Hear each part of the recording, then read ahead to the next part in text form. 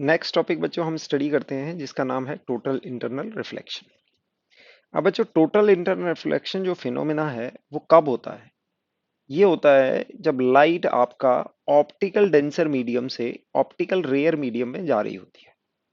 यानी कि optical denser medium से इंसिडेंट होती है और रिफ्रैक्ट होती है ऑप्टिकल रेयर मीडियम में। अब हम बोल रहे हैं रिफ्रैक्ट रिफ्रैक्ट होती है और टॉपिक का नाम है रिफ्लेक्शन। तो देखते हैं इसको रिफ्रैक्शन में रिफ्लेक्शन कैसे कन्वर्ट होता है। यानी कि रिफ्रैक्शन होते हुए रिफ्लेक्शन में कन्वर्ट हो जाता है। तो बच्चों ये मान लो कि सपोज करो ये आपके पास एक कोई स्लैब है और जिसका रिफ्रैक्टिव इंडेक्स है म्यू 2 और इसके आउटर मीडियम का रिफ्रैक्टिव इंडेक्स है म्यू 1। अब यहाँ पर चूंकि ये डेंसर मीडियम से रेयर मीडियम में जा रही है तो यहाँ पर रिफ्रैक्टिव इंडेक्स इंसिडेंट जहां से हो रही है उसका ज्यादा होगा जहां पर रिफ्रैक्ट हो रही है उसका। लेट से हमने यहाँ पर रे 1, ये आपका इंसिडेंट एंगल हो गया, ये रिफ्रैक्टेड एंगल हो गया। ओके। अब जैसे ही इस इंसिडेंट एंगल को आप इंक्रीज करते हैं तो आपको पता है कि ये जो रिफ्रैक्टेड रे होगी it deviates away from the normal. यानी कि जैसे जैसे इंक्रीज करोगे आप आर भी इंक्रीज होता जाएगा। तो आप इसको इतना इंक्रीज कर देते हैं, आपने ये देखा आई और आर। आप यहां पर देखेंगे because mu 2 is greater than mu 1, mu 2 mu 1 से बड़ा है, तो इसलिए आप देखोगे कि sine i is smaller than sine r, क्योंकि दोनों का प्रोडक्ट इक्वल होता है। तो अगर म्यू 2 बड़ा है तो साइन आई छोटा होगा साइन आर से, और implies i will be less than r, i r से कम है। तो जैसे जैसे हम आई को इंक्रीज करेंगे आर भी इंक्रीज होता जाएगा। तो हम आई को ऐसा इंक्रीज करते हैं, लेट से इसको कुछ थीटा एंगल देते हैं, और आर की वैल्यू आप देखो रिफ्रैक्टेड रे कहां पर 90 डिग्री पर जा रही है आपकी। ये इंसिडेंट एंगल हुआ और रिफ्रैक्टेड रे क्या हो गई है, 90 हो गई है। यानी कि r equals to at one point refracted angle will become 90 degree. यानी कि आपने आई को इतना इंक्रीज कर दिया है कि आर बढ़ते बढ़ते 90 डिग्री हो गया है। तो इस केस में क्या होगा, जो आपकी इंसिडेंट रे होगी वो कुछ ऐसे एंगल पर इंसिडेंट होगी कि रिफ्रैक्टेड रे जस्ट बाहर निकलेगी और पैरेलल हो जाएगी इस इंटरफेस के। अब बच्चों इसको बोलते हैं क्रिटिकल एंगल। इसको क्या बोलते हैं, this theta then incident angle when refracted angle is 90 degree then incident angle is called critical angle। Critical angle बोलते हैं उसको। तो कई बार इसको थीटा सी भी बोल देते हैं, क्रिटिकल एंगल थीटा सी। तो इस केस में ये थीटा सी का रिलेशन निकालते हैं, हम बोल सकते हैं म्यू 2 इंटू साइन आई, और आई की वैल्यू क्या है theta C, equals to mu 1 और साइन आर, और आर की वैल्यू है आपके पास 90 डिग्री। तो 90 डिग्री क्या हो जाएगा, साइन 91 आ जाएगा। तो आपके पास साइन थीटा सी की वैल्यू आप निकाल सकते हो कि वो क्रिटिकल एंगल कितना होगा जब आपकी रिफ्रैक्टेड रे की एंगल 90 डिग्री हो जाएगा। तो यहां से आप थीटा सी निकालोगे, थीटा सी की वैल्यू आपकी sine inverse of mu 1 over mu 2, इसको ऐसे लिख सकते हो। और इसको इन इजी टर्म्स आप बोल सकते हो थीटा सी की वैल्यू होगी sine inverse of refractive index of rarer medium. Rarer medium ऊपर आएगा, जो कम है वो ऊपर आएगा, refractive index of denser medium. Denser medium जिसकी वैल्यू ज्यादा है वो डिनोमिनेटर में आएगा, क्योंकि साइन थीटा की वैल्यू हमेशा 1 से कम होती है, तो न्यूमरेटर स्मॉल होगा और डिनोमिनेटर ज्यादा होगा, आप ये ध्यान रखेंगे। तो इस तरह से आप इसको क्रिटिकल एंगल निकाल सकते हैं। अब ये क्रिटिकल एंगल वो होगा जिस पर आपकी डेंसर मीडियम से इंसिडेंट लाइट हो, तो रेयर मीडियम में ये 90 डिग्री का रिफ्रैक्शन एंगल बनाएगी। अब बच्चों यहां पर हम फर्दर इंसिडेंट एंगल को थीटा सी से और इंक्रीज करते हैं। आप ये देखो यहां पर हमने इस रे को थोड़ा सा और आगे बढ़ाएं तो ये एंगल आप देखेंगे ये इंक्रीज हो जाएगा। तो दिस एंगल इज इंसिडेंट। अब इस केस में क्या होगा कि अब ये ऑलरेडी 90 डिग्री से ज्यादा हो चुका है। इस केस में क्या होता है कि आपकी जो रिफ्रैक्टेड रे होती है वो उसी मीडियम में रिफ्लेक्ट हो जाती है, तो इट बिकम्स रिफ्लेक्शन। तो रिफ्रैक्शन से कन्वर्ट हो जाता है रिफ्लेक्शन में। कब कन्वर्ट होगा रिफ्लेक्शन में? If your incidence angle is greater than theta C. अगर आपका इंसिडेंट एंगल थीटा सी से ज्यादा हुआ तो आपका जो रिफ्रैक्शन है वो रिफ्लेक्शन में कन्वर्ट हो जाएगा। तो जिस मीडियम से इंसिडेंट होगी उसी में वापस वो रिफ्रैक्ट हो जाएगी। और जैसे ही रिफ्लेक्शन में कन्वर्ट हुआ तो यहां पर लॉज ऑफ रिफ्लेक्शन फॉलो होते हैं। Laws of reflection reflection follow होंगे तो हम क्या कहेंगे कि जितना इंसिडेंट एंगल है उतना ही आपका रिफ्लेक्शन एंगल आएगा, यानी कि इस तरह से। तो जब भी आपका इंसिडेंट एंगल, ये आपके लिए याद करने वाली चीज है, यानी कि इंसिडेंट एंगल अगर थीटा सी से ज्यादा हुआ तो वहां पर रिफ्रैक्शन नहीं होगा बल्कि रिफ्रैक्शन हो जाएगा। और इसी फिनोमेना के बोलते हैं टोटल इंटरनल रिफ्लेक्शन। यानी कि यहां पर पूरे का पूरी लाइट यहां पर इंटरनली यानी कि अंदर के अंदर जिस मीडियम से जा रही थी उसी मीडियम में वापस रिफ्लेक्ट हो जाती है। तो इस फिनोमेना को जानते हैं TIR यानी कि टोटल इंटरनल रिफ्लेक्शन से। बच्चे यहां पर एक एग्जांपल देखते हैं। एग्जांपल में क्या पूछा गया है? Find the mu2 value of refractive index of medium 2 such that ray incidented at 60 degree gets reflected back in the above situation। यानी कि यहां पर मीडियम 1 का रिफ्रैक्टिव इंडेक्स आपको 3/2 दे रखा है, इंसिडेंट एंगल आपको 60 डिग्री दे रखा है। अब आपको ये mu2 की वैल्यू निकालनी है सच दैट दिस रे इज गेट रिफ्लेक्टेड बैक, यानी कि यहां पर ये TIR हो जाए। तो हम यहां पर देखेंगे कि लेट से TIR की कंडीशन फुलफिल होती है। TIR के लिए कंडीशन क्या फुलफिल होती है कि जो आपका इंसिडेंट एंगल है this must be greater than theta C, यानी कि क्रिटिकल एंगल से बड़ा होना चाहिए। और इंसिडेंट एंगल यहां पर कितना है? 60 डिग्री। तो 60 डिग्री आपका थीटा सी से बड़ा होना चाहिए। तो हम ये कह सकते हैं कि sine 60 degree, sine theta C is less than sine 60 degree, ये हम बोल सकते हैं। दोनों के आगे साइन लगा दिया। अब बच्चों साइन थीटा सी की वैल्यू हम कैसे निकालेंगे? ये देखो, हम बोलते हैं कि mu1 sine theta C equals to mu2 sine r, where r is equals to 90 degree, ये हो जाना चाहिए। तो इसीलिए साइन थीटा सी की वैल्यू निकालते हैं। तो साइन थीटा सी की वैल्यू आपको याद है, ये होती है mu2 अपॉन mu1, यानी कि mu2 की वैल्यू अननोन है और mu1 की वैल्यू 3/2, तो ये हो जाएगी। तो अब साइन थीटा सी की वैल्यू आपके पास आ चुकी है। साइन थीटा सी की वैल्यू है 2 mu2/3। अब यहां पर अब इस इक्वेशन को देखो तो साइन थीटा सी की वैल्यू किससे कम होनी चाहिए? साइन 60 डिग्री से। तो हम साइन थीटा सी की जगह ये वैल्यू डाल सकते हैं।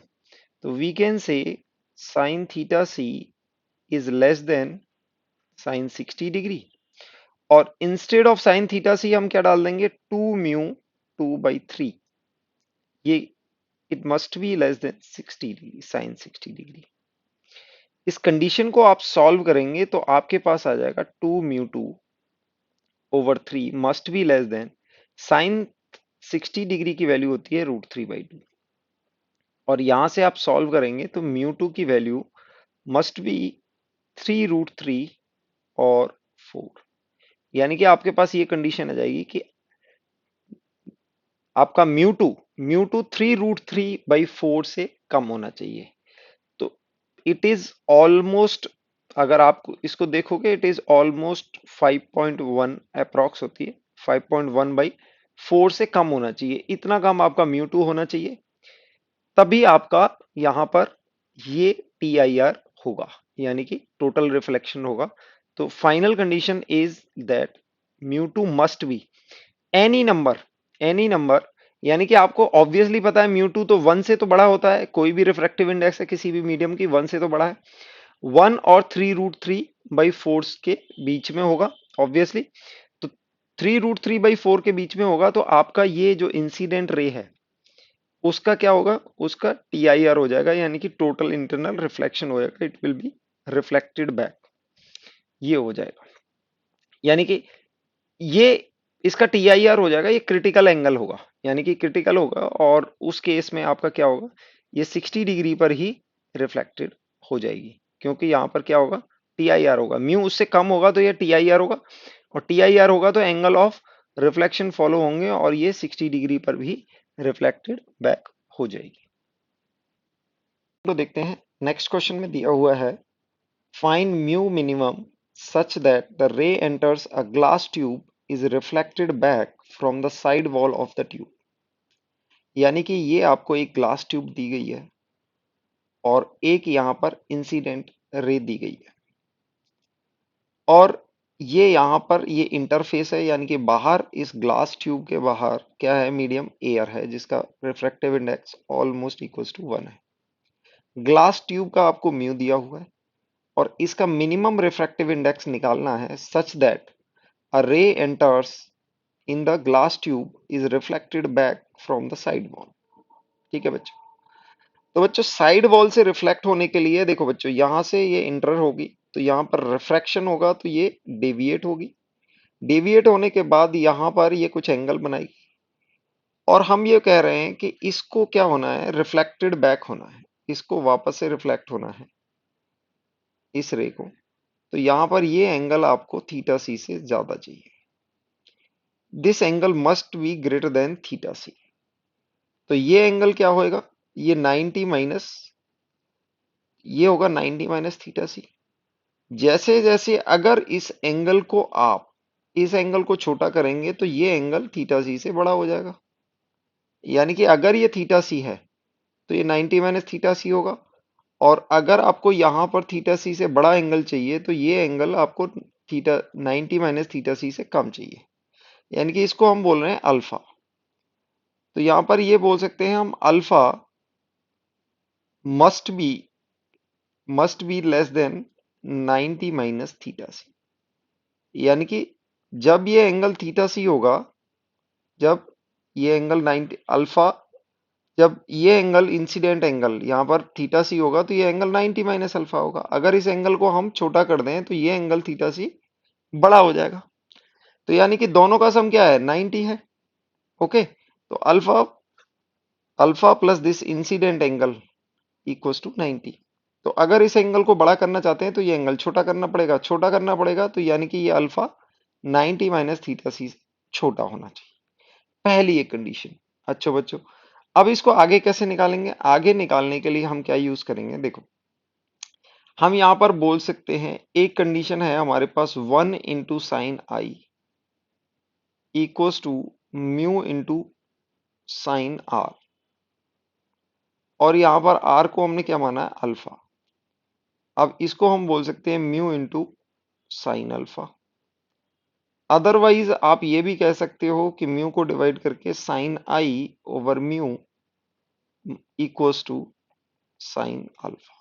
ओके, अब ये फर्स्ट इक्वेशन जो हमने बनाई है कि अल्फा की कंडीशन ये होनी चाहिए, तो दोनों तरफ अगर साइन लेंगे तो आपके पास ये कंडीशन आ जाएगी, alpha is less than 90 minus theta C. Sine लोगे तो आपके पास sine alpha must be less than cos theta C, cos theta C से साइन अल्फा छोटा होना चाहिए।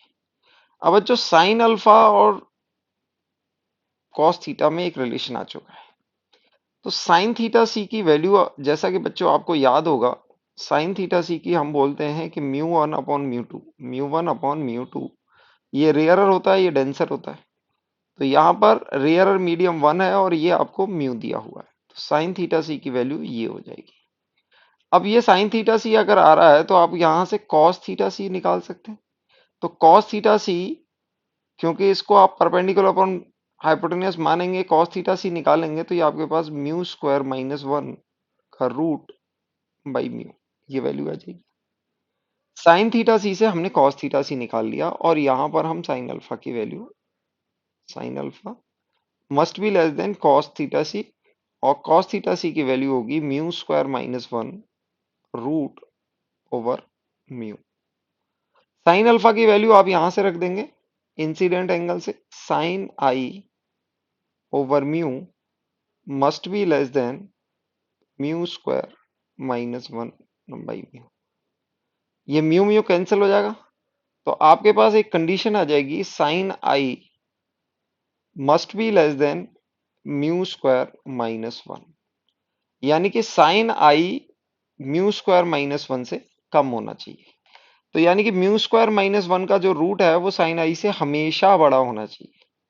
तो हम बोल सकते हैं साइन आई की मैक्सिमम वैल्यू बच्चों कितनी जा सकती है, वन। अगर हम बोलते हैं कि ये म्यू स्क्वायर माइनस वन का रूट अगर वन से बड़ा हो जाएगा, if this is greater than one then this condition holds, ये पूरी हमेशा ट्रू होगा क्योंकि वन से equal one, greater than equal to one बोल देते हैं। तो साइन आई हमेशा less than equal to one होता है। तो अगर ये कंडीशन फुलफिल होगी तो ऊपर वाली कंडीशन फुलफिल हो जाएगी, यानी कि ये साइन आई की मैक्सिमम वैल्यू के या तो बराबर हो या इससे बड़ा हो। तो इसको सॉल्व करोगे, बस बोथ स्क्वायर करोगे तो यहां पर ये आ जाएगा आपके पास two must be less than mu square, और यहां से you will get mu must be greater than equals to root. तो आपके पास कंडीशन आ जाएगी कि म्यू आपका रूट टू से बड़ा होना चाहिए, यानी कि आप बोल सकते हैं कि म्यू मिनिमम की वैल्यू कितनी होनी चाहिए, रूट। अगर म्यू मिनिमम की वैल्यू क्या होगी, रूट टू, तो उस केस में कोई भी लाइट यहां से इंसिडेंट होगी एक्सिस पर, यानी कि ये आपका सिलेंड्रिकल पाइप है, ग्लास की बनी हुई है जिसका रिफ्रैक्टिव इंडेक्स म्यू है। इसके सेंटर पर एक इंसिडेंट लाइट है, ये रिफ्रैक्ट हो रही है, तो इसके साइड वॉल से रिफ्लेक्शन हो जाएगा, यानी कि टी आई आर हो जाएगा। उसके लिए आपको म्यू क्या चाहिए, मिनिमम म्यू रूट टू होना चाहिए। तो अगर आपका म्यू रूट टू है तो this condition will happen. Deviation in refraction, तो बच्चों रिफ्लेक्शन के केस में हमने रिफ्लेक्शन के केस में रिफ्लेक्शन के केस में हमने डेविएशन को स्टडी किया था डेल्टा, और delta was coming out to be two pi, sorry pi minus two थी टू आई। ये हमारा डेविएशन आ रहा था रिफ्लेक्शन के केस में। बट रिफ्रैक्शन के केस में आप यहाँ देखेंगे कि आपका ये इंसिडेंट है।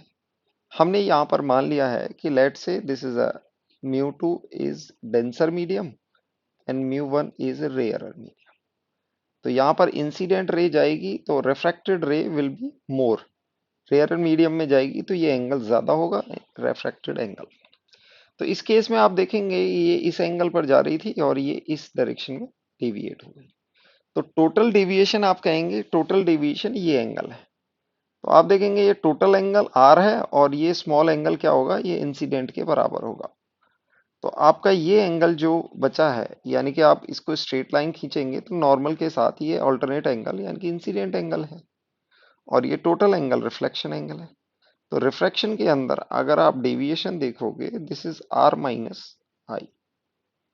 आर माइनस आई को आप देखेंगे क्योंकि इनमें लीनियर रिलेशन नहीं है, लीनियर रिलेशन नहीं है तो इनका कुछ कर्व आप जो बनाएंगे वो कुछ इस तरह से है।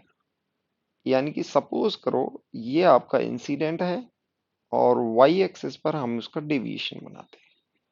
तो आप ये आई को, यानी कि आई को कहां तक इंक्रीज कर सकते हैं, आप थीटा सी तक इंक्रीज कर सकते हैं कि आई की वैल्यू आपकी कहां तक हो सकती है, थीटा सी तक। थीटा सी तक अगर आप वैल्यू इंक्रीज करेंगे तो जब आपकी वैल्यू यानी कि आई की वैल्यू थीटा सी हो जाएगी तो आर की वैल्यू आपकी पाई बाई टू हो जाएगी। कितनी हो जाएगी, if I equals to theta C then R equals to आपका 90 डिग्री हो जाएगा, और इस केस में आपका delta pi by two minus R minus I pi by two minus theta C, यानी कि थीटा सी पर आपकी जो वैल्यू है डेल्टा की वो बनेगी pi by two minus theta C, ये बन जाएगी। और बच्चों ये नॉन लीनियर रिलेशन होता है, ये कुछ इस तरह से इंक्रीज करता है। जैसे ही आपने थीटा सी से एंगल इंक्रीज किया तो ये रिफ्रैक्शन रिफ्लेक्शन में कन्वर्ट हो जाएगा। तो आप थीटा सी पर अगर आप रिफ्लेक्शन के केस में देखोगे, in case of reflection, reflection अगर हो जाता है just just little more than theta C, तो वहां पर आप देखोगे this is pi minus two theta C, ये एंग आ जाएगा। तो यहां पर ये आपका जो होने वाला है this is pi minus, this point will be pi minus two theta C. तो आप ये देखोगे this is nothing but twice of that delta, यानी कि पाई बाई टू माइनस जो थीटा सी आया था उसका डबल हो गया। यानी कि जैसे ही हम टी आई आर पर पहुंचेंगे तो हमारा डेविएशन एब्रप्टली जस्ट डबल हो जाएगा। तो यहाँ पर हमारा pi by two minus theta C था और यहाँ पर pi minus two theta C हो गया। यानी कि if this is delta one, if this is delta one, then this will shift to two delta, यानी कि ट्वाइस हो जाएगा। और उसके बाद ये आप स्लोप कुछ इस तरह से बनाते हैं, यहाँ पर आपका स्लोप आ जाएगा, यानी कि डेल्टा आपका जीरो हो जाएगा जब आपको आपका incident angle pi by to, यानी कि incident angle pi by to हो जाएगा तो आपका कुछ ऐसे इंसिडेंट होगा पैरेलल और ये रे ऐसे जाएगी, तो यहाँ पर कोई भी डेविएशन नहीं होगा।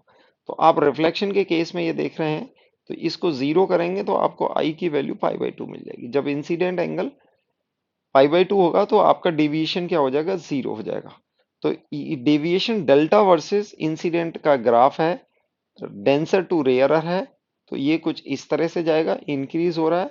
और जैसे ही थीटा सी अचीव होगा यानी कि टी आई आर हो जाएगा, इस पॉइंट पर क्या होगा बच्चों, टी आई आर हो जाएगा इन इस केस में, टी आई आर, यानी कि ये जो रीजन है आपका, ये रीजन, ये रीजन आपका टी आई आर वाला रीजन है, this region is T I R, total internal reflection. Total internal refraction में जो डेल्टा का फॉर्मूला आएगा वो आएगा पाई माइनस टू आई, और ये डिक्रीज होता जाएगा फिर डेल्टा, और एक पॉइंट पे आके जीरो हो जाएगा। तो ये डेल्टा वर्सेस आई का कर्व कुछ इस तरह से बनेगा। बच्चों टीआईआर की वजह से हमें कुछ फिनोमेना होते हैं जो डे टू डे लाइफ में हमें दिखते हैं, उसको एक होता है मिराज, दूसरा होता है लूमी।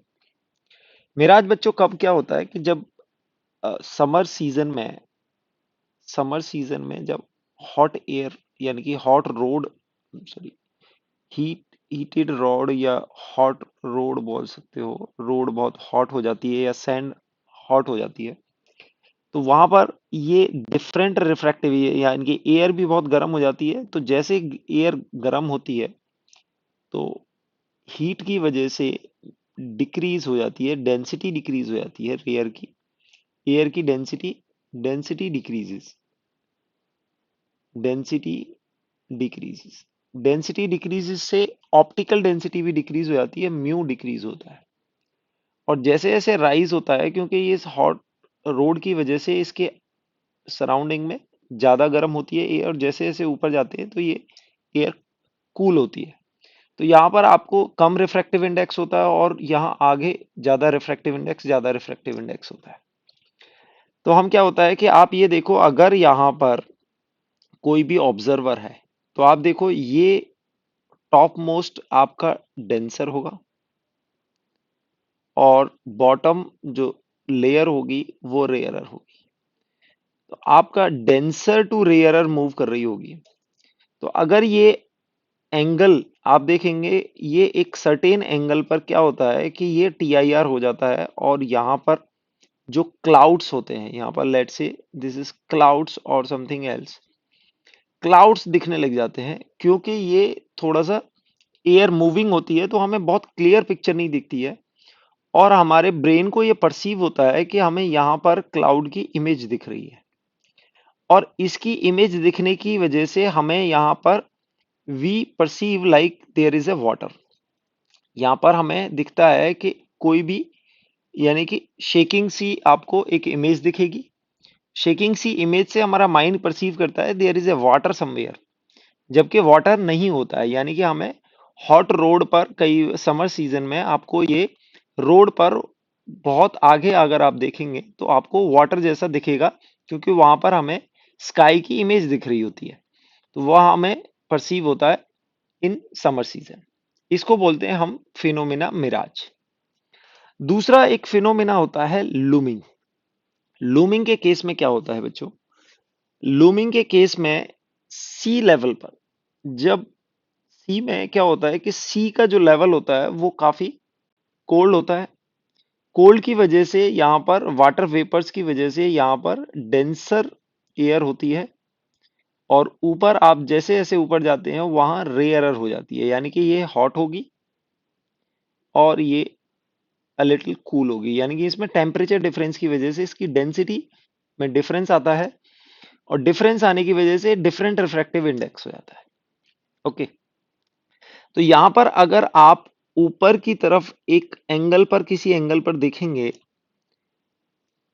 तो ये टीआईआर होने की वजह से, डिफरेंट लेयर की वजह से टीआईआर होता है, और टीआईआर से आपको दूर कोई शिप नजर आ जाएगा, और हमारा माइंड परसीव करेगा ये शिप कहाँ है, एयर में फ्लोट कर रहा है। ये शिप कहाँ नजर आ रहा है, आपको ग्राउंड पर आ रहा है, बट हमारा माइंड परसीव करता है कि ये ray of light is travelling in straight line, यानी कि हमें कहाँ दिख रहा है, यहां से हमें इमेज दिख रही है, इसकी इमेज हमें यहां दिखती है, ये हमारा माइंड परसीव करता है। तो हमें शिप कैसा दिखता है, फ्लोटिंग इन द एयर, ऐसा हमें शिप दिखेगा। तो ये फिनोमेना होता है लूमिंग, इसको बोलते हैं लूमिंग। ये जनरली सी एरियाज में दिखता है, जब आपका मतलब ये भी हॉट वेदर में होता है, क्योंकि ऊपर की आपकी एयर काफी हॉट होती है, लेकिन ड्यू टू सी वेपर्स, जो वाटर के वेपर्स होंगे उनसे जो नीचे वाली हवा होती है वो लिटिल कूल होती है, और उसकी वजह से उसकी डेंसिटी ज्यादा होती है। और तो जो भी ऑब्जर्वर होता है उसकी रे, जो भी इंसिडेंट रे है वो कहाँ जा रही है, डेंसर टू रेयरर में जाती है, और उसकी वजह से टीआईआर होने की वजह से आपको ये शिप दिखने लग जाता है, और हमारा माइंड परसीव करता है कि ये this is floating in the air. तो इस फिनोमेना को बोलते हैं looming. Cauchy's equation, Cauchy equation जो क्या बोलती है, कॉची इक्वेशन बोलती है कि refractive index is some constant a plus B by lambda square. Refractive index की इक्वेशन होती है a plus B by lambda square, और लैम्डा क्या होती है, this is the wavelength of light. यानी कि अगर वेवलेंथ चेंज होगी तो refractive index of same medium will be different for different light. यानी कि आपको डिफरेंट वेवलेंथ की अगर लाइट है तो एक ही material different refractive index show करेगा। ये कॉचीज इक्वेशन हमें बताती है। तो इससे क्या हम बोल सकते हैं कि अगर आपका वेवलेंथ लाइट की इंक्रीज हो रही है तो रिफ्रैक्टिव इंडेक्स क्या होगा, डिक्रीज होगा, क्योंकि it is inversely proportional to, not exactly proportional बोलेंगे, लेकिन इट इज रिलेटेड टू, जैसे आपका लैम्डा इंक्रीज होगा तो ये डिनोमिनेटर इंक्रीज होगा और म्यू डिक्रीज हो जाएगी। We can say refractive index is different for rays of different wavelength, यानी कि अगर लैम्डा चेंज करोगे तो म्यू भी चेंज हो जाएगा। इसके बाद हम स्टडी करते हैं रिफ्रैक्शन फ्रॉम प्रिज्म। बच्चों प्रिज्म कैसा होता है, इस तरह का प्रिज्म होता है, ये अंदर से ग्लास मटेरियल का बना होता है, ठीक है, डिफरेंट रिफ्रैक्टिव इंडेक्स का ग्लास हो सकता है। इसके these are the refracting faces बोलते हैं, और लाइट अगर उसका साइड व्यू देखो तो कुछ ऐसा दिखता है। तो जो लाइट एंटर करती है इसको इंसिडेंट रे बोलते हैं, और ये अंदर रिफ्रैक्शन होता है, rarer to denser, rare to denser मान लेते हैं, इसका रिफ्रैक्टिव इंडेक्स म्यू है। उसके बाद दूसरे फेस पर, यानी कि ये फेस वन हो गया, ये फेस टू पर दूसरा रिफ्रैक्शन होता है डेंसर टू रेयर, और उसमें ये होती है इमर्जेंट, इस रे को बोलते हैं इमर्जेंट। अब जिस फेस पर ये इंसिडेंट होती है, तो यहाँ पर अगर नॉर्मल यहाँ पर डालेंगे आप, ये नॉर्मल, तो यहाँ पर डालेंगे, ये इंसिडेंट एंगल बन जाता है नॉर्मल के साथ, और इसको हम बोलते हैं रिफ्रैक्टेड R1 बोल देते हैं। क्या बोलते हैं इसको, R1 बोल देते हैं। और जो दूसरा ये नॉर्मल है दूसरे फेस पर, इसकी वैल्यू हम R2 बोल देते हैं, इसको बोलते हैं R2। और ये आपका दूसरे नॉर्मल से जो एंगल बनाएगा इमर्जेंट फेस पर, इसको बोलते हैं angle E। This angle apex angle होता है, रिफ्रैक्टिंग एंगल भी बोलते हैं, इस एंगल को बोलते हैं रिफ्रैक्टिव एंगल। यानी कि जिस एंगल से रिफ्रैक्ट होगा। जैसे आप ये देखेंगे रिफ्रैक्टेड रे जिस एज के साथ ये ट्रायंगल बनाएगी, इस एज को यानी कि इस वर्टेक्स को हम बोल देंगे refracting angle. This is called refracting angle. इस पर हमारी काफी सारी इक्वेशन डिपेंड करती हैं। इमेटेरियल यहाँ पर कुछ भी एंगल है हमारा इस पर डिपेंड करता है कि इमर्जेंट रे क्या होगी, इंसिडेंट रे क्या होगी, डेविएशन क्या होगा। अब बच्चों यहाँ पर आप देखें कि इंसिडेंट रे ये इधर थी और इमर्जेंट रे इधर जा रही है, तो ये आप देखेंगे इंसिडेंट रे का डायरेक्शन है और फाइनली जो इमर्जेंट रे होगी उसका ये डायरेक्शन है। इसमें ये डेविएशन आता है, इसको आप बोलते हैं delta. This is called delta. ये एंगल डेल्टा होगा। अब डेल्टा के लिए आप देखेंगे, डेल्टा के लिए अगर ये ट्राइंगल कंसीडर करें, दिस इज 90। आप ये देखेंगे दिस इज टोटल एंगल आपका, ये नॉर्मल है और ये इंसिडेंट है, तो ये एंगल आई होगा और ये R1 है, तो आप इस एंगल को, स्मॉलर एंगल को बोल सकते हैं दिस इज स्मॉलर एंगल होगा आपका I माइनस R1। ओके। और दूसरा एंगल, ये वाला एंगल आप देखेंगे इस ट्राइंगल के अंदर, ये एंगल होगा this is 90, sorry this is E के बराबर होगा, ये E के बराबर होगा ये पूरा एंगल। और इसमें से R2 और माइनस कर दें तो ये वाला एंगल हमें E माइनस R2 मिलेगा। अब इस ट्राइंगल को आप देखेंगे, इस ट्राइंगल को अगर आप देखेंगे तो ये दोनों इंटीरियर एंगल है और इन दोनों का सम ये डेल्टा के बराबर होगा क्योंकि exterior angle, and this is equals to delta. ये हमारा डिविएशन है, delta is the deviation. Deviation in the case of refraction from the prism. Prism से रिफ्रैक्शन होगा तो उस केस में हमारा डिविएशन आएगा। तो यहाँ पर आप इसको सिंप्लीफाई करके आप इसको ले सकते हो incident plus emergent minus R1 refractive angle 1 refractive angle 2, यानी कि फेज 1 पर वो रिफ्रैक्टिव एंगल होगा और ये फेज 2 पर रिफ्रैक्टिव एंगल 2 होगा। ओके। सेकेंड हम यहाँ पर ये देखते हैं कि R1 प्लस R2, यहाँ पर आप ये देखेंगे कि ये एक साइक्लिक क्वाड्रिलेटर बनता है। इस ट्राइंगल में अगर आप देखेंगे तो यहाँ पर आप देखेंगे this angle, this angle, this angle is let say alpha. इस ट्राइंगल को आप देखो, इस ट्राइंगल में आप बोल सकते हो that alpha plus R1 plus R2 equals to 180 degree. दूसरा आप ये क्वाड्रिलेटर देखेंगे, इस साइड से ये 90 और ये, आप ये देखेंगे ये 90 डिग्री है और ये 90 डिग्री है। क्वाड्रिलेटरल का पूरा सम क्या होगा, this angle A and this angle alpha. तो हम बोल सकते हैं angle A plus angle alpha क्या होगा, 180 डिग्री होगा। तो आप इसको ध्यान से देखें, आप इसमें बोलेंगे alpha plus angle A is also 180 degree. आप देन आप इन दोनों इक्वेशंस को आप रिलेट करोगे तो you will get R1 plus R2 is equals to the refractive angle. ये आपके पास रिलेशन आ जाएगा। R1 प्लस R2 का रिलेशन आने के बाद तो आप डेल्टा की इक्वेशन में यहां पर डाल सकते हो I plus E minus R1 plus R E. अब आप देखेंगे ये ए एंगल फिक्स है, तो यानी कि आप I को इंक्रीज करोगे तो E पर इस पर इफेक्ट होगा और यहाँ पर डेल्टा, यानी कि डेल्टा फंक्शन ऑफ I हो जाएगा। I को चेंज करोगे तो E चेंज हो जाएगा, A फिक्स है, I को चेंज करोगे E चेंज हो जाएगा और यहाँ से डेल्टा भी चेंज होता जाएगा। तो डेल्टा आपको सीधे सीधे I का फंक्शन मिल जाएगा। तो ये I और E देखो बच्चों नॉन लीनियर रिलेशन होता है। I और E का कोई डायरेक्ट रिलेशन ऐसे नहीं होता है कि लीनियर है, साइन एंगल में होता है रिलेशन, हम साइन से रिलेट करते हैं। तो ये नॉन लीनियर रिलेशन होता है, तो इसका आप ग्राफ बनाएंगे तो आपको फाइनल इक्वेशन जो आई है वो delta equals to I plus E minus E I है। तो यहाँ पर ये ग्राफ हमने बनाया है, ये ग्राफ है यहाँ पर वाई एक्सिस पर डेल्टा और एक्स एक्सिस पर हमने आई लिया है यानी कि इंसिडेंट एंगल, और ये डेल्टा का कुछ इस तरह से कर्व बनता है।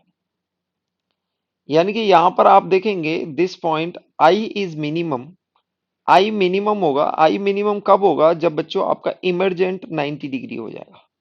यानी कि आप देखेंगे इस प्रिज्म में आप आई को डिक्रीज करते जाएंगे, ई आपका इंक्रीज होता जाएगा। तो ई जब आपका 90 होगा, ई जब 90 होगा तो आई आपका मिनिमम होगा, क्योंकि इससे ज्यादा आपका हो नहीं सकता। ओके। और दूसरे केस में जब आपका आई 90 होगा तो ई की वैल्यू आपको मिनिमम मिलेगी। तो ये दोनों आपके एक्सट्रीम बन जाएंगे। अब इन दोनों पॉइंट्स पर जहां पर आई मिनिमम है और ई 90 है, और यहाँ पर आई 90 है और ई मिनिमम है, दोनों में सेम डेल्टा आएगा। जैसे जैसे आई को चेंज करेंगे, यहां पर आप कोई भी एक जनरल डेल्टा लेते हैं, लेट से यहां पर ये आई होगा। तो इस आई के लिए अगर आप डेल्टा पर स्ट्रेट लाइन खींचे तो आपको ये लाइन कुछ इस तरह से मिल जाएगी, और ये हमारे कर्व को जहां कट करेगी ये आपको ई देगा। ये आपको क्या देगा? ये ई देगा। ये बच्चों ई क्यों देगा, बात करते हैं। देखो, अगर हम रिवर्सिबिलिटी प्रिंसिपल की बात करें, अगर हम ये प्रिज्म कंसीडर करते हैं, तो आपका कोई भी रिफ्रैक्टिव एंगल है, यानी कि ये एंगल ऑफ इंसिडेंस होगा। ओके। फिर यहां पर आपका इमरजेंट एंगल होगा, this is your emergent angle. Okay. तो आई और ई के कॉम्बिनेशन के लिए हमारा डेल्टा क्या है? Delta equals to I plus E minus A. I plus E के कॉम्बिनेशन के लिए हमारा डेल्टा सेम आएगा। अगर हमें दो वैल्यूज पर डेल्टा सेम मिल रहा है तो यानी आई प्लस ई दोनों क्या होने चाहिए? दोनों का सम कांस्टेंट होना चाहिए।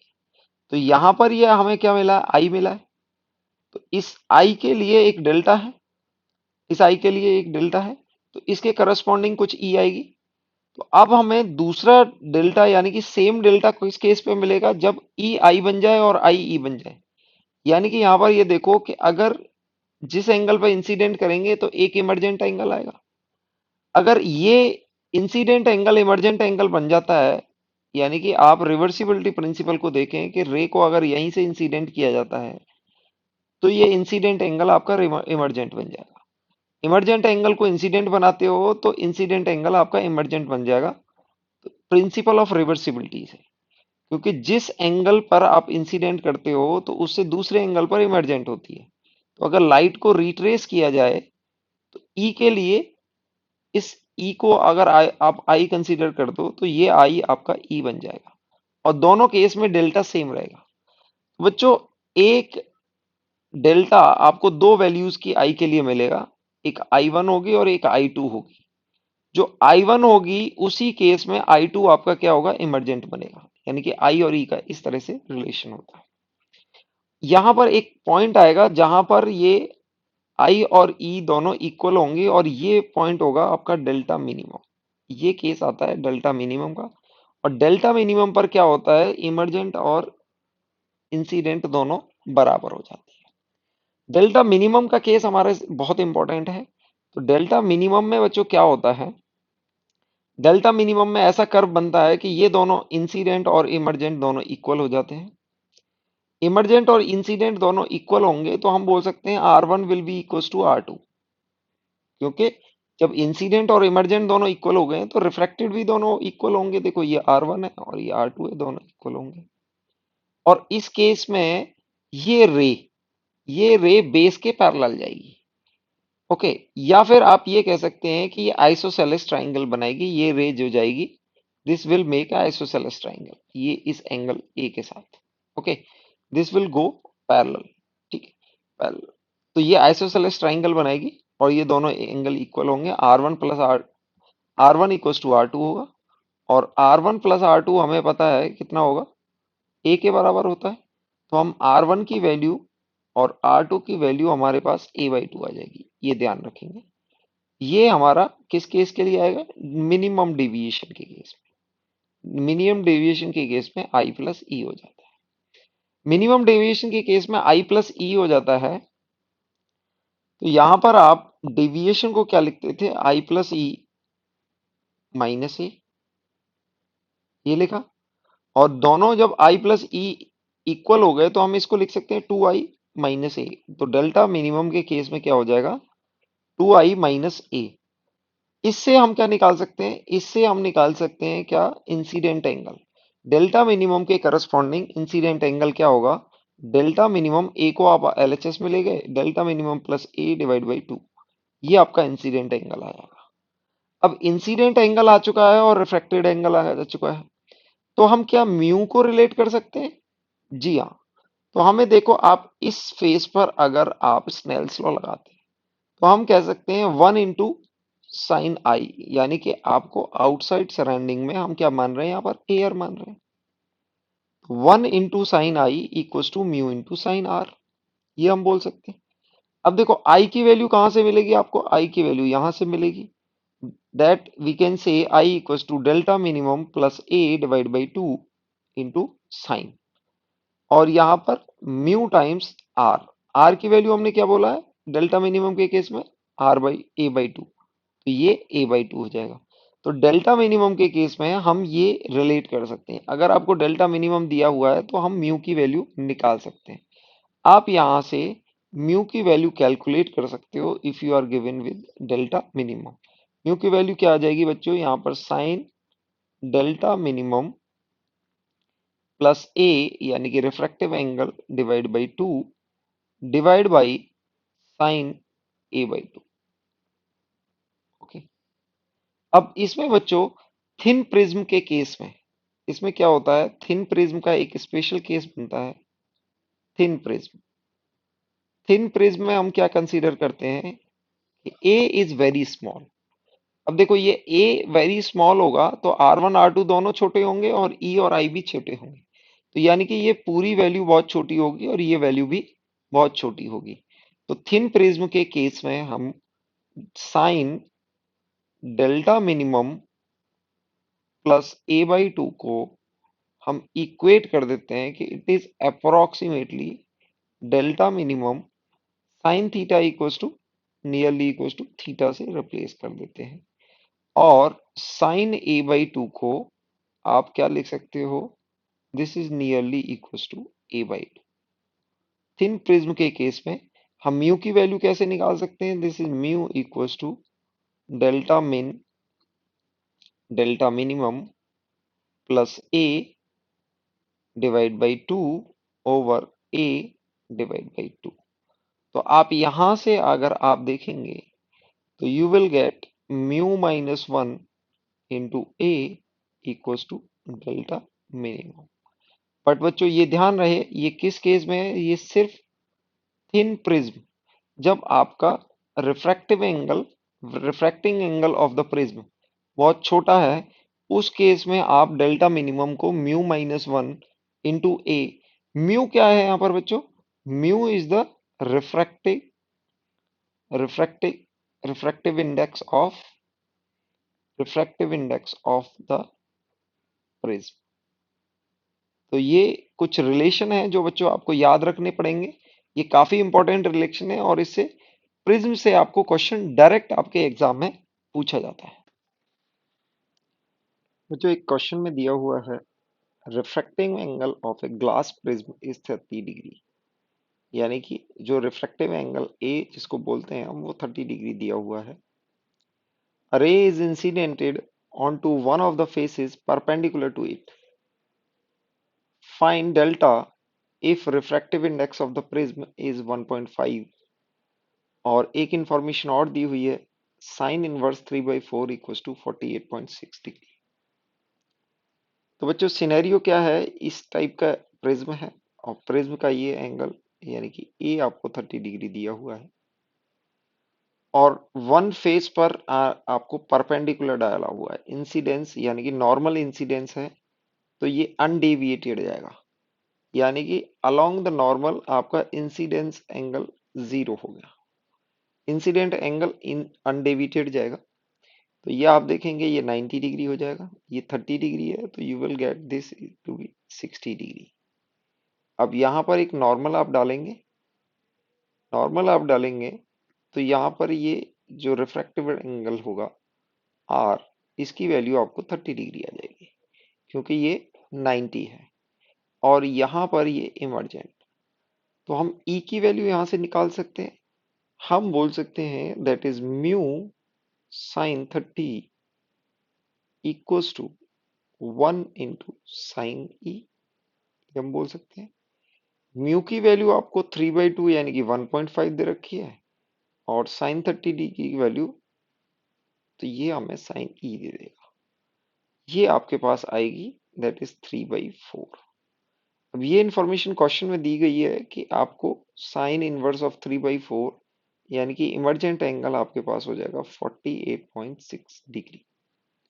अब आपके पास ई आ गया है, आई आ गया है, तो हम यहाँ पर डेल्टा निकाल सकते हैं। Delta equals to E plus I plus E minus A, यानी कि आई की वैल्यू 0 है, ई की वैल्यू आपके पास 48.6 डिग्री है, और ए की वैल्यू आपको 30 डिग्री दे रखी है। ये आपको डेल्टा की वैल्यू 18.6 डिग्री आ जाएगी। इस तरह से आप इसमें निकाल देंगे। नेक्स्ट क्वेश्चन कंसीडर करते हैं। नेक्स्ट क्वेश्चन में बच्चों क्या दिया हुआ है, a prism with apex angle A आपको 60 डिग्री दिया हुआ है, और यहाँ पर डेल्टा मिनिमम की वैल्यू आपको बताई हुई है 30 डिग्री। तो आपको रिफ्रैक्टिव इंडेक्स निकालना है। बड़ा ही अच्छा क्वेश्चन है बच्चों। तो यहाँ पर आप कैसे करेंगे, देखो यहाँ पर आपको ए दिया हुआ है, अब फॉर्मूलेज के थ्रू दिया सकते हैं। देखो R1 प्लस R2 यानी कि R की वैल्यू आपके पास a/2 होती है, which will come out to be 30 degree, ये हो जाएगी। और डेल्टा मिनिमम है, डेल्टा मिनिमम है, डेल्टा मिनिमम को हम बोलते हैं जो, अगर आपको फॉर्मूला याद है, 2i माइनस ए, ये वैल्यू आपको पता है, this is 30 degree my equals to 2i, A की वैल्यू आपको 60 डिग्री दे रखी है। तो आप यहां से देखेंगे कि आई की वैल्यू आपके पास क्या आ जाएगी, आई की वैल्यू आपके पास 45 डिग्री आ जाएगी। यानी कि आपके पास आई की वैल्यू आ चुकी है, आर की वैल्यू आ चुकी है, तो म्यू को आप निकाल सकते हो, that is 1 sine I equals to mu sine R, ऐसे कर सकते हैं। साइन आई आपको दिया हुआ 45 डिग्री यानी कि 1/√2, म्यू की वैल्यू आपको निकालनी है दैट इज, और साइन आर यानी कि जो कि 30 डिग्री है वो 1/2। आप यहाँ पर कैलकुलेट करेंगे, यहाँ पर देखेंगे दिस म्यू विल बी 2/√2, और म्यू की वैल्यू आपके पास √2 आ जाएगी सिंपली। ये म्यू की वैल्यू आपके पास क्या आ जाएगी, √2 आ जाएगी।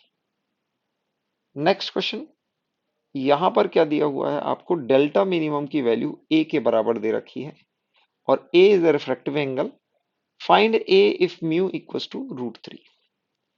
यानी कि यहाँ पर बहुत ही आसान तरीके से आप डेल्टा मिनिमम की इक्वेशन लिखेंगे, that is 2i minus A. Delta minimum की वैल्यू ए दे रखी है, तो यहाँ पर ये आ जाएगा 2i minus A equals to A, which will imply that i equals to a। i equals to a आ गया है, और डेल्टा मिनिमम के केस में बच्चों आपको याद होगा r की वैल्यू a/2 होती है। आप इसमें यहाँ पर लगा सकते हैं इक्वेशन, यहाँ पर इक्वेशन लगा सकते हैं, that is mu sine r equals to 1 sine i।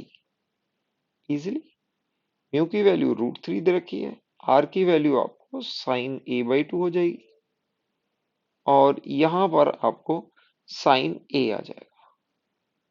अब बच्चों यहाँ पर साइन ए और साइन a/2 को आप सॉल्व करने के लिए आपको हाफ एंगल फॉर्मूला, यानी कि sign a/2 2 times sign a/2 cos a/2 ये लगाएंगे। यहाँ पर आपको साइन a/2 कैंसिल हो जाएगा, और आपके पास आ जाएगी √3/2 equals to cos a/2। Cos a/2 √3/2 होगा, यानी कि आपको यहां पर मिल जाएगा a/2 की वैल्यू 30 डिग्री, और यहां से आपको a की वैल्यू 60 डिग्री मिल जाएगी। इजिली आप फॉर्मूलों की हेल्प से ये क्वेश्चन कर सकते हैं। Next is a good question, equilateral triangle prism दिया हुआ है, म्यू की वैल्यू 1.5 दे रखी है। Condition for minimum deviation is fulfilled if other face is polished then net deviation consider reflection then refraction from the third face. Sine inverse 3/4 48.6 degree दे रखा है। तो बच्चों कुछ ऐसा सिनेरियो है कि यहाँ पर ये मिनिमम डेविएशन के लिए इंसिडेंस है और आप देख सकते हैं यहाँ पर एक इंफॉर्मेशन दी हुई है इक्विलेटरल प्रिज्म। तो ये जो एपेक्स एंगल जो रिफ्रैक्टिंग एंगल होगा वो 60 डिग्री होगा बहुत इजीली, और म्यू की वैल्यू दो इंफॉर्मेशन आपको दे रखी है। तो हमने बोला था कि जब मिनिमम डेविएशन होता है तो आपके आर की वैल्यू a/2 होगी which will be equals to 30 degree. R की वैल्यू 30 डिग्री दे रखी है, म्यू की वैल्यू आपके पास 1.5 है, तो आप इससे आई की वैल्यू निकाल निकाल सकते हो। 1 sine I equals to mu यानी कि 3/2 एन साइन आर की value sine R which will be equals to 3/2 sine R की वैल्यू आप साइन 30 रख देंगे विल बिकम 30 की वैल्यू 1/, तो ये 3/4 हो जाएगा। तो आपके पास साइन आई की वैल्यू 3/4 आ जाएगी। और आप देख सकते हैं इंफॉर्मेशन यहाँ पर दी हुई है साइन इनवर्स 3/4 इज 48.6 डिग्री। इस केस में बच्चों आपको ये आ जाएगा। अब बच्चों यहाँ पर देखेंगे कि एक फेस को पॉलिश कर दिया है, इस तरह से पॉलिश कर दिया है, तो ये रे जाएगी पैरेलल जाएगी, तो यहाँ पर R2 भी कितना होगा 30 डिग्री होगा। अब ये रिफ्रैक्शन की वजह रिफ्लेक्शन हो जाएगा। अब रिफ्लेक्शन में देखो ये भी कैसा है इक्विलेटरल है, तो अब दोबारा एपेक्स एंगल ये बिहेव करेगा। तो आप ये देखोगे कि दोबारा डेविएशन होना है वो देखो या 30 डिग्री 30 डिग्री, तो ये रिफ्लेक्शन हो जाएगा। तो रिफ्लेक्शन के केस में जो डेल्टा होता है delta equals to that is pi minus 2 जो भी है एंगल आर हो जाएगा। यहाँ पर ये एंगल आर की वजह से एंगल इंसिडेंस होता है, तो ये आपका डेल्टा और ऐड हो जाएगा क्योंकि यहाँ पर एक और डेविएशन आपका हो चुका है। अब इसके बाद एक और डेविएशन होगा, यानी कि जो डेविएशन आपका यहाँ होना चाहिए था वो डेविएशन यहाँ हो जाएगा। तो ये दोनों डेविएशन मिला के आपको डेल्टा मिनिमम की वैल्यू देंगे, प्लस एक डेविएशन यहाँ पर रिफ्लेक्शन का और ऐड हो जाएगा। तो आपका देखेंगे यहाँ पर ये इंसिडेंस एंगल 30 डिग्री आएगा, क्योंकि ये 30 है तो ये भी 30 होएगा, ये 30 है तो यहाँ पर रिफ्लेक्शन एंगल भी 30 होगा। और यहाँ पर कोई भी सिचुएशन चेंज नहीं होगी, तो इमर्जेंट एंगल विल लाइक ये आपका 48.6 डिग्री ही रहेगा, लेकिन इस फेस से होगा। तो आपका टोटल नेट डेविएशन बच्चों क्या हो जाएगा, net deviation will be equals to जो आपका प्रिज्म से आना था और एक जो रिफ्लेक्शन से आना है। तो प्रिज्म से आप उसको बोल सकते हो 2i - a और एक पाई माइनस 2r, ये आपके पास हो जाएगा। अब जो आपके पास पता है कि r1 इक्वल्स टू r2 होता है और 2r की वैल्यू a होती है, तो आप इसको देखोगे 2i - a plus pi minus a and you will gate 2i plus pi minus 2a। अब a 60 डिग्री दे रखा है, ये आपको 180, तो this will become 2i plus and this will be देखो पाई 180 माइनस 120, तो ये 60 डिग्री आ जाएगा। इसको आप कैलकुलेट करेंगे तो आप इसको ले सकते हो 2i प्लस 30 और i की वैल्यू आपके पास क्या है 48.6 डिग्री। तो यानी कि आपके पास टोटल डेल्टा आने वाला है 2 times 48.6 plus 30 which will be 2 times 78.6 degree. इसको आप कैलकुलेट करेंगे तो ये आपके पास आ जाएगा 157.2 डिग्री। ये टोटल डेविएशन आपका कितना हो जाएगा 157.2 डिग्री। बच्चों यहाँ पर एक छोटा सा कंसेप्ट है condition for no emergence. Condition for no emergence में आप बच्चों हमने बोला है कि आपका R1 प्लस R2 की वैल्यू होती है A। ओके, अब देखो हमें क्या करना है, हमें अगर R1 को मिनिमम, R2 को मिनिमम करना है तो R1 को मैक्सिमम करना पड़ेगा। ओके, R1 का मैक्सिमम, तो R1 maximum implies I maximum, क्योंकि ये सीधे रिलेटेड होते हैं। Mu sine one sine I equals to mu sine R. अब यहां पर देखेंगे जैसे आई को इंक्रीज करते हैं तो आर इंक्रीज होता है। आर को मैक्सिमम करने के लिए आई को मैक्सिमम करना पड़ता है, और आई मैक्सिमम की वैल्यू कितनी हो सकती है, 90 डिग्री। आई की वैल्यू अगर मैक्सिमम 90 डिग्री हो जाएगा तो आर वन की वैल्यू आपके पास थीटा सी आ जाएगी, क्रिटिकल एंगल आएगा। Okay, critical angle theta C. तो आप यहाँ पर देखेंगे तो हम बोल सकते हैं कि ये आपका थीटा सी हो जाएगा, और ये आर टू हो जाएगा, और ये हो जाएगा। तो आर टू की वैल्यू आपके पास आ जाएगी ए माइनस थीटा सी, ए माइनस थीटा सी, यानी कि आर टू की वैल्यू हो गई ए माइनस थीटा सी, क्रिटिकल एंगल। अब बच्चों अगर वी वांट नो इमरजेंस, यानी कि ये रे अंदर तो जाए लेकिन बाहर ना निकले, तो अगर हम ये कहें कि R2 इज ग्रेटर देन और इक्वल्स टू थीटा सी, अगर R2 आपका, इफ हम बोल सकते हैं R2 हमने मिनिमम किया हुआ है, वो मिनिमम की वैल्यू भी थीटा सी से ज्यादा हो जाती है, मिनिमम R2 की वैल्यू भी थीटा सी से एक्सीड कर जाती है, तो उस केस में क्या होगा, उस केस में आपकी रे इमरजेंट नहीं होगी, TIR हो जाएगा। क्या हो जाएगा, TIR। उस केस को हम बोलेंगे no emergence condition, no emergence condition. Okay, अब इसके लिए कंडीशन डराइव कर लेते हैं, यानी कि R2 की वैल्यू है R2 equals to A minus theta C, और ये अगर थीटा सी से वैल्यू ज्यादा हो जाती है, implies that a greater than 2 times theta C, यानी कि a/2 अगर थीटा सी से बड़ा हो गया तो आपकी रे एक बार एंटर हो जाएगी, वो दूसरे फेज से इमर्ज नहीं होगी। तो इस कंडीशन को बोलते हैं कंडीशन फॉर नो इमरजेंस।